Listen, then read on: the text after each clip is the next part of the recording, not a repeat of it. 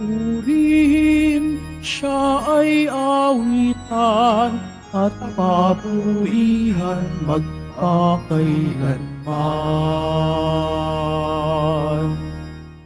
Halina tayo magdiwang sa ngalan ng Ama at ng Anak at ng Espiritu Santo.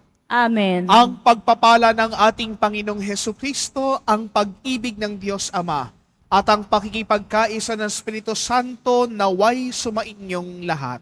At sumaiyo rin. Mga kapatid, sa pasimula ng ating banal na pagdiriwang, ating aminin at pagsisihan ang ating mga nagawang kasalanan. Tayo pong lahat, inaamin ko sa makapangyarihang Diyos at sa inyo mga kapatid, lalubha ako nagkasala sa isip, sa salita, sa gawa, at sa aking pagkukulang. Kaya isinasamo ko sa mahal na Birheng Maria, sa lahat ng mga anghel at mga banal, at sa inyo mga kapatid, na ako'y panalangin sa Panginoong ating Diyos.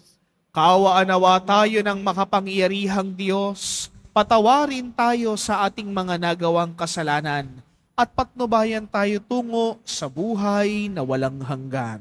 Amen. Panginoon, kaawaan mo kami. Panginoon, kaawaan mo kami. Kristo, kaawaan mo kami. Kristo, kaawaan mo kami. Panginoon, kaawaan mo kami. Panginoon, kaawaan mo kami. Manalangin tayo. Ama naming makapangyarihan, tanang pinakamabuti iyong tinataglay. Gawin mong sa aming kaloob ay manuot ang pag-ibig sa iyong ngalang dakil at bantog, upang sa pag-unlad ng aming pagsunod sa pananampalatayang iyong pinagkaloob, mapagyaman mo ang kabutihang iyong inihahandog, at ang iyong pinagyaman ay mapanatili mong lubos sa iyong pagsubaybay sa aming pagkupkop sa pamamagitan ni Hesukristo, kasama ng Espiritu Santo, magpasawalang hanggan. Amen. Magsipo muna po ang lahat.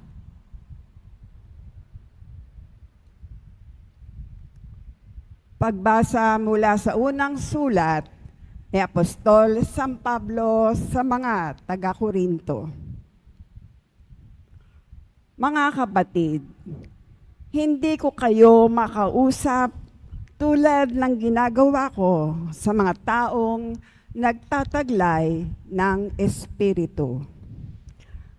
Kailangang kausapin ko kayo bilang mga taong namumuhay ayon sa laman, mga sanggol pa sa pananampalataya kay Kristo.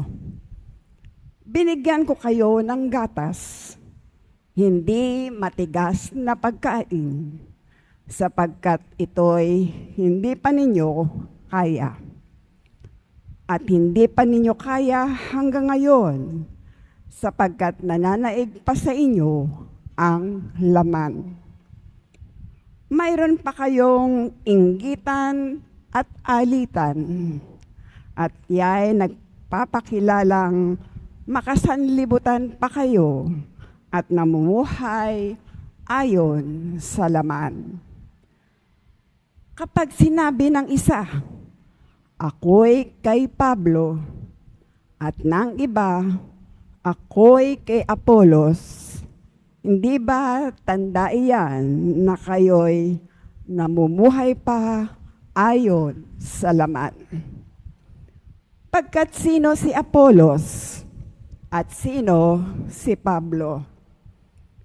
Kami mga lingkod lamang ng Diyos, sangkapan niya upang akayin kayo sa pananalig kay Kristo. Ginagawa ng bawat isa ang gawaing tinanggap niya sa Panginoon. Ako ang nagtanim, si Apolos ang nagdilig, ngunit ang Diyos ang nagpatubo at nagpalago. Hindi ang nagtanim ni ang nagdilig ang mahalaga, kundi ang Diyos na siyang nagpatubo at nagpalago. Ang nagtanim at ang nagdilig ay kapwa manggagawa lamang, at bawat isa'y tatanggap ng gantimpala ayon sa kanyang pagpapagal. Kami parehong manggagawa ng Diyos at kayo ang bukirin niya. Kayo rin ang gusali ng Diyos. Ang salita ng Diyos. Salamat sa Diyos. Mapalad ang ibinukod na bansang hinirang ng Diyos.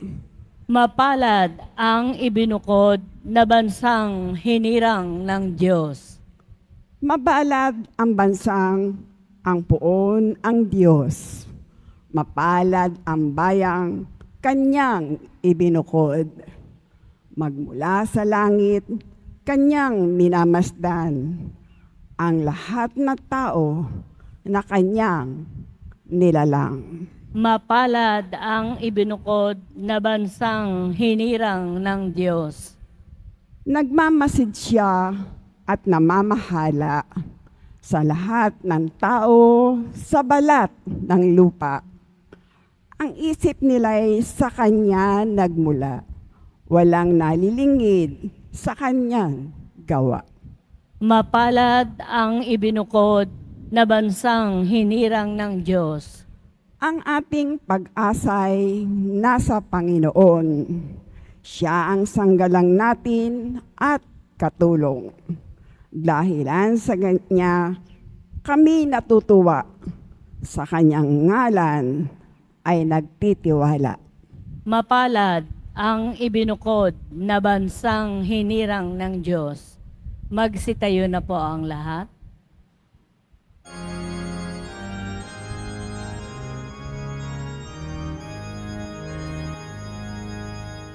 Hallelujah, Hallelujah, Hallelujah,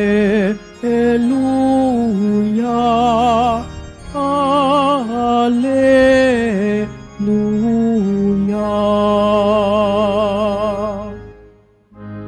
Ikaw, Kristo, ay sinugo upang sa dukay magturo, magpalaya sa bilanggo. Hallelujah, Hallelujah, Hallelujah, Hallelujah.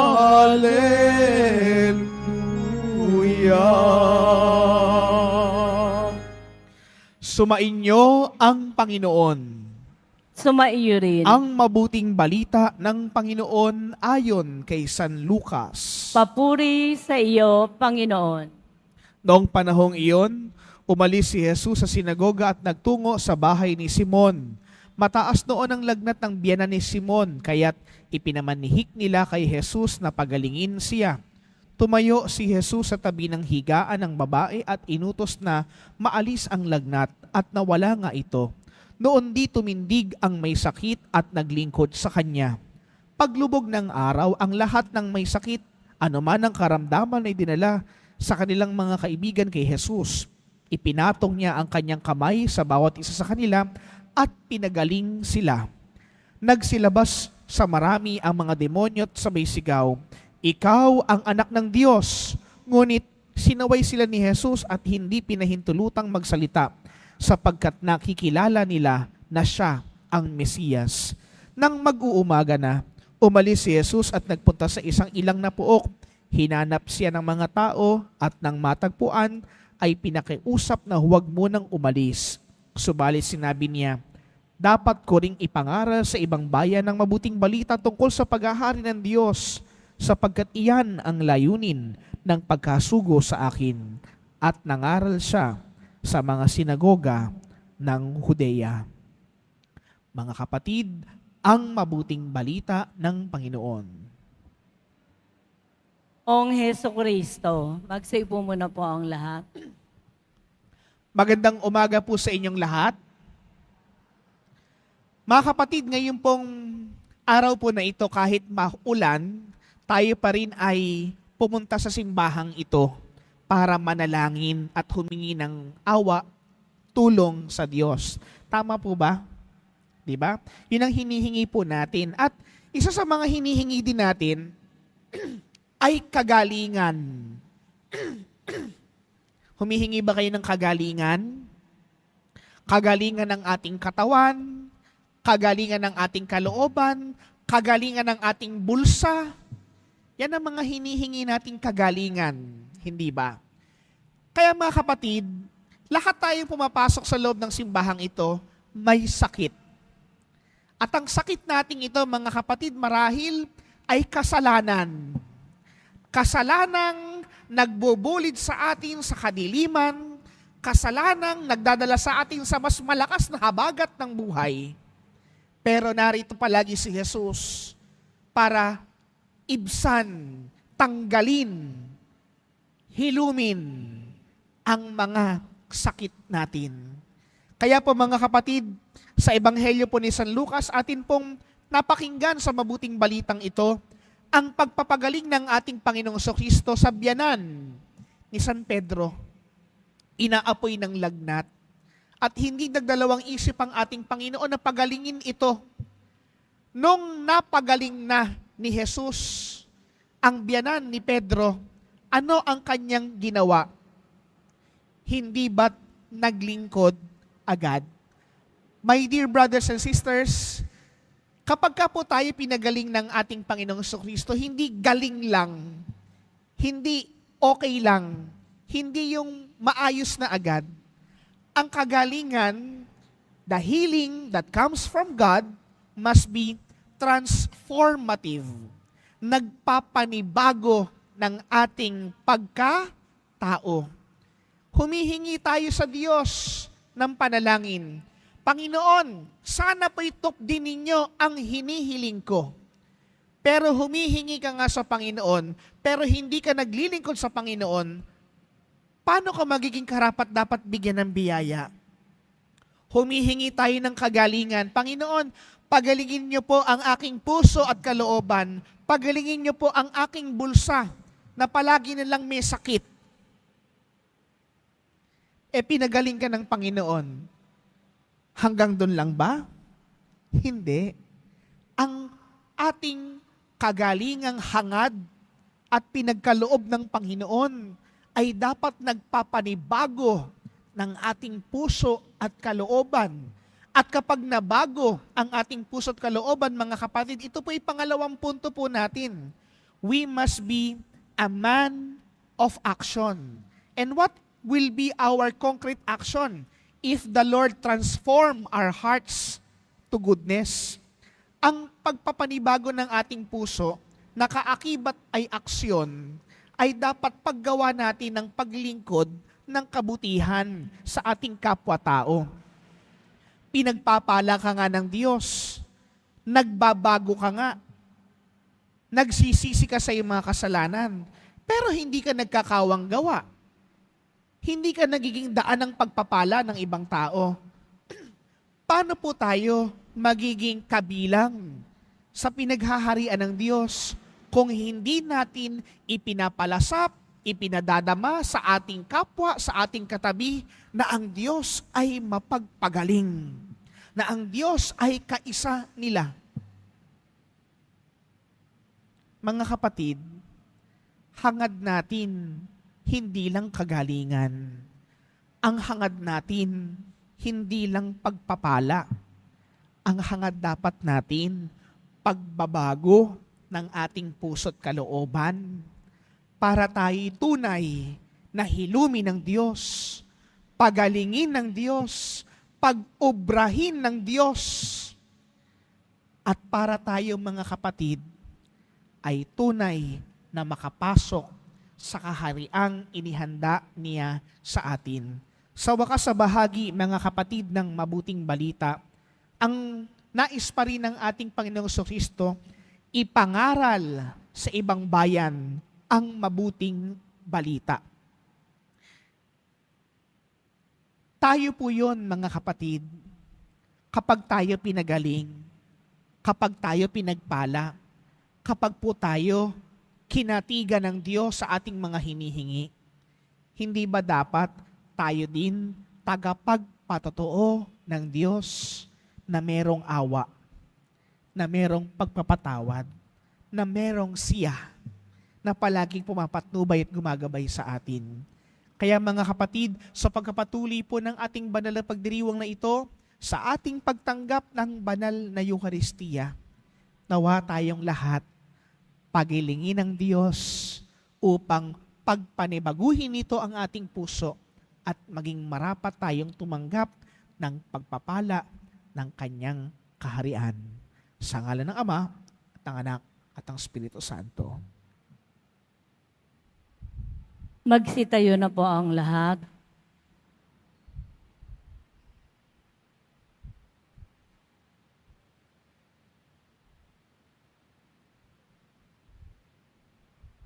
Minamahal kong mga kapatid, katulad ng mga taong nagdala kay Jesus ng lahat ng may sakit o sinasapian ng demonyo, dalhin sa ating makalangit na Ama ang lahat ng taong puspos ng paghihirap, pagkalumbay at nangangailangan ng mapagpagaling na pagmamahal. Sa bawat panalangin, ating tutugon, Banal na Manggagamot, pagalingin mo kami. Banal na Manggagamot, pagalangin mo kami. Ang simbahan, naway mapalaya ang mga tao sa anumang hadlang upang maipahayag ang ebanghelyo sa mga lalaki at babae sa ating panahon. Manalangin tayo. Banal na Manggagamot, pagalingin mo kami. Ang nagugutom na daigdig, lalo na ang mga hindi makatarungang pinagkaitan ng pagkain, damit o kalayaan, naway busigin ng Panginoon ng pag-asa at kalakasan. Manalangin tayo. Banal na Manggagamot, pagalingin mo kami. Ang mga nagdurusa sa pag-aalala at pagkabahala, naway makatagpo kay Kristo ng sandigan bilang daan, katotohanan at buhay. Manalangin tayo. Banal na Manggagamot, pagalingin mo kami. Ang mga nagdurusa dahil sa pagkakasakit at may mabigat na pasanin sa buhay, naway makita ang higit na kahulugan ng kanilang buhay sa pagsubok ng kanilang hinaharap. Manalangin tayo. Banal na Manggagamot, pagalingin mo kami. Ang mga yumao at nagdadalamhati, naway magkaroon ng pag-asa sa muling pagkabuhay ni Jesus. Manalangin tayo. Banal na Manggagamot, pagalingin mo kami. Tahimik nating itaas sa Diyos ang ating mga kahilingan at panalangin para sa banal na misang ito. Makapangyarihang Ama, bantayan mo ang iyong pamilya. Iligtas at tarugain kami sapagkat nasa iyo ang lahat ng aming pag-asa. Hinihiling namin ito sa ngalan ni Kristong aming Panginoon. Amen. Magsiupo muna po tayong lahat.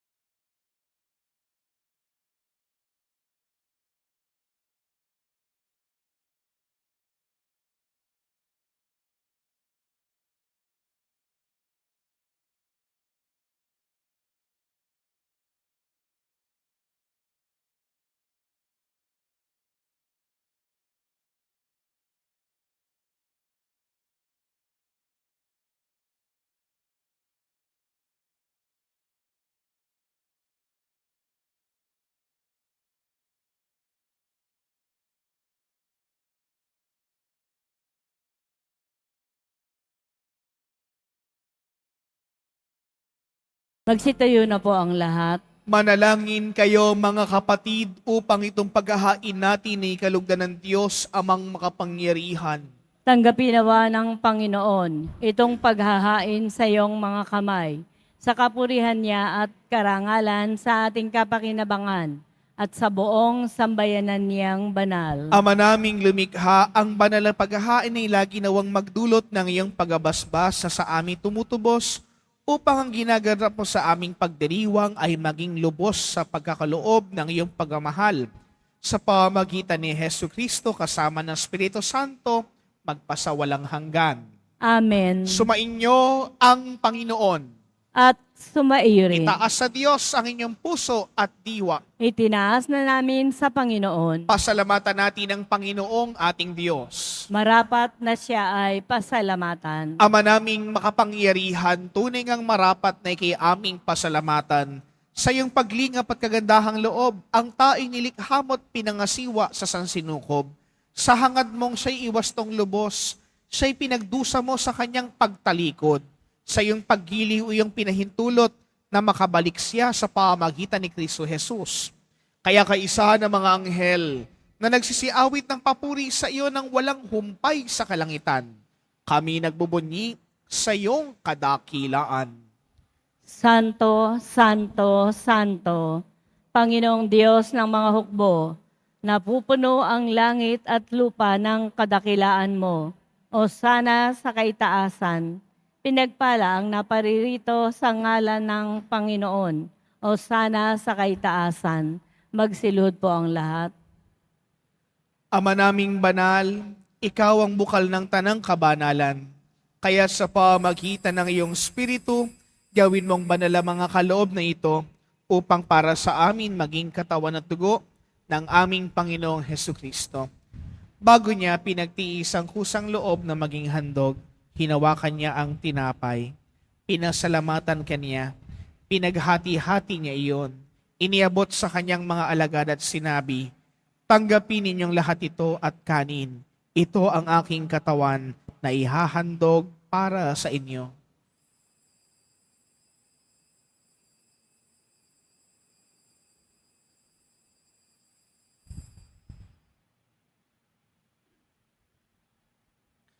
Gayun din naman nang matapos ang hapunan, hinawakan niya ang kalis. Muli kanyang pinasalamatan. Iniabot niya ang kalis sa kanyang mga alagad at sinabi, tanggapin ninyong lahat ito at inumin. Ito ang kalis ng aking dugo, nang bago't walang hanggang tipan. Ang aking dugo na ibubuhos para sa inyo at para sa lahat, sa ikapagpapatawad ng mga kasalanan. Gawin ninyo ito sa pag-alaala sa akin.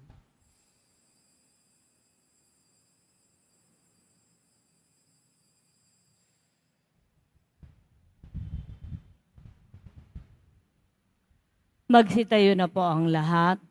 Ipagbunyi natin ang misteryo ng ating pananampalataya. Si Kristo'y namatay, si Kristo'y nabuhay, si Kristo'y babalik sa wakas ng panahon. Ama, ginagawa namin ngayon ang pag-alaala sa pagkamatay at muling pagkabuhay ng iyong anak. Kaya't inialay namin sa iyo ang tinapay na nagbibigay buhay at ang kalis na nagkakaloob ng kaligtasan. Kami nagpapasalamat dahil kami iyong minarapat na tumayo sa harap mo para maglingkod sa iyo. Isinasamo po namin na kami magsasalo-salo sa katawan at dugo ni Kristo ay mabuklod sa pagkakaisa sa pamamagitan ng Espiritu Santo. Ama, lingapin mo ang iyong simbahang laganap sa buong daigdig, puspusin mo kami sa pag-ibig, kaisa ni Francisco na aming Papa at ni Jose na aming arsobispo at ng Tanang Kaparian. Alalahanin mo rin ang mga kapatid po naming nahimlay nang may pag-asang sila'y muling mabubuhay gayon din ng lahat ng mga pumanaw. Kaawaan mo sila at patuloyin sa iyong kaliwanagan. Kaawaan mo at pagindapatin kaming lahat na makasalo sa iyong buhay na walang wakas, kaisa ng mahal na Birheng Maria na ina ng Diyos, ng kanyang kabiyak ng pusong si San Jose, kaisa ng mga apostol, at ang lahat ng mga banal, si San Juan Bautista na ating patron, na namuhay dito sa daigdig ng kalugod-lugod sa iyo, maipagdiwang nawa namin ang pagpupuri sa ikararangal mo. sa pamamagitan ng iyong anak na aming Panginoong Hesu Kristo.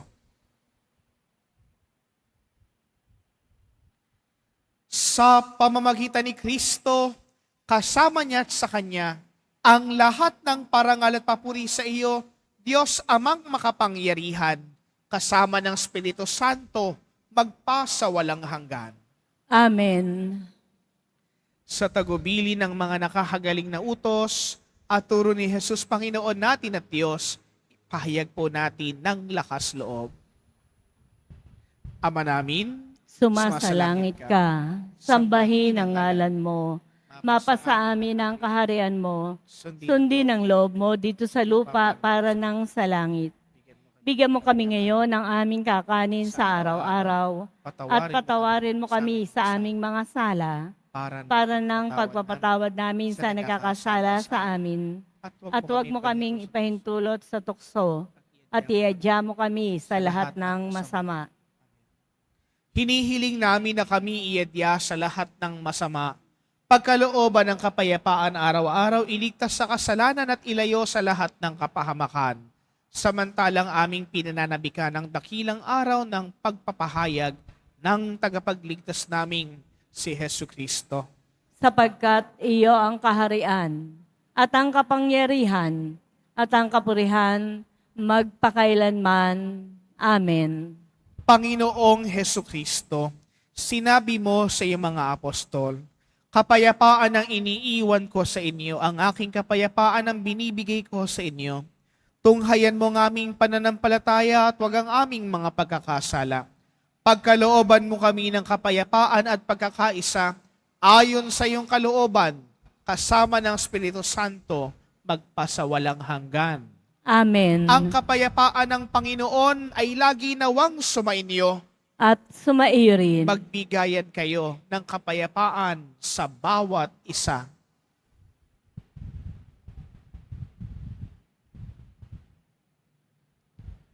Kordero ng Diyos na nag-aalis ng mga kasalanan ng sanlibutan, maawa ka sa amin. Kordero ng Diyos na nag-aalis ng mga kasalanan ng sanlibutan, maawa ka sa amin. Kordero ng Diyos na nag-aalis ng mga kasalanan ng sanlibutan, ipagkaloob mo sa amin ang kapayapaan. Magsilihod po ang lahat. Ito ang kordero ng Diyos. Ito nag-aalis ng mga kasalanan ng sanlibutan. Mapalad ang inaanyahan sa kanyang banal na piging. Panginoon, hindi ako karapat-dapat na magpatuloy sa iyo, ngunit sa isang salita mo lamang ay gagaling na ako. Pagsanggalang nawa tayo ng katawan ng dugo ni Kristo sa buhay na walang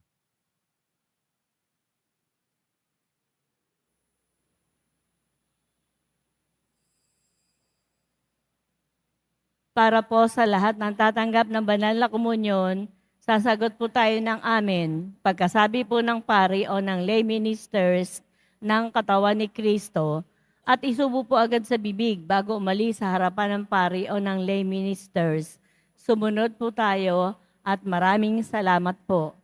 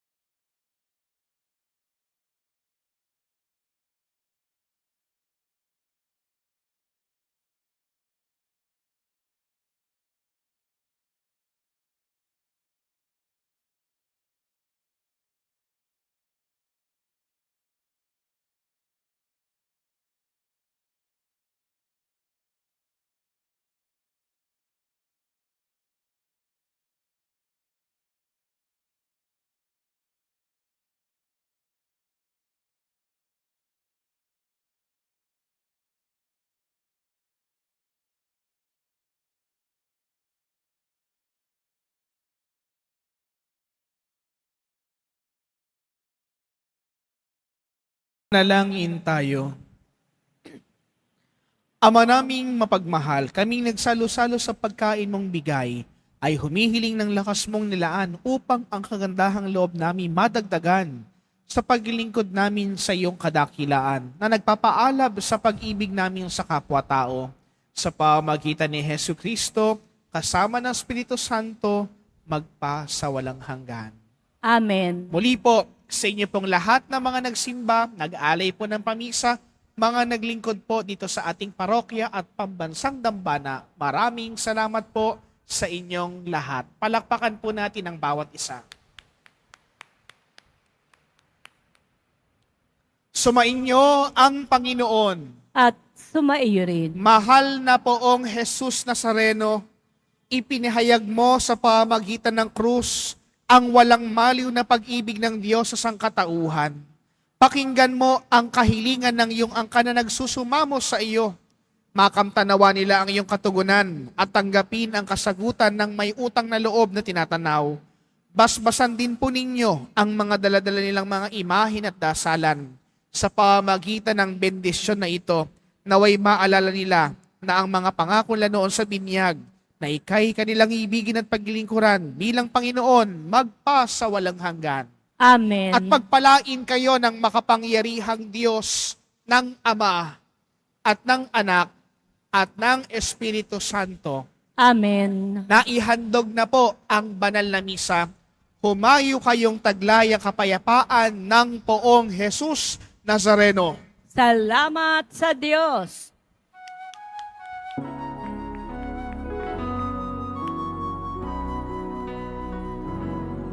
Nuestro Padre Jesus Nazareno, sinasamba ka namin, pinipintuho ka namin, aral mo ang aming buhay at kaligtasan. Nuestro Padre Jesus Nazareno, iligtas mo kami sa kasalanan. Ang krus mong pinamatayan ay sagisag ng aming kaligtasan.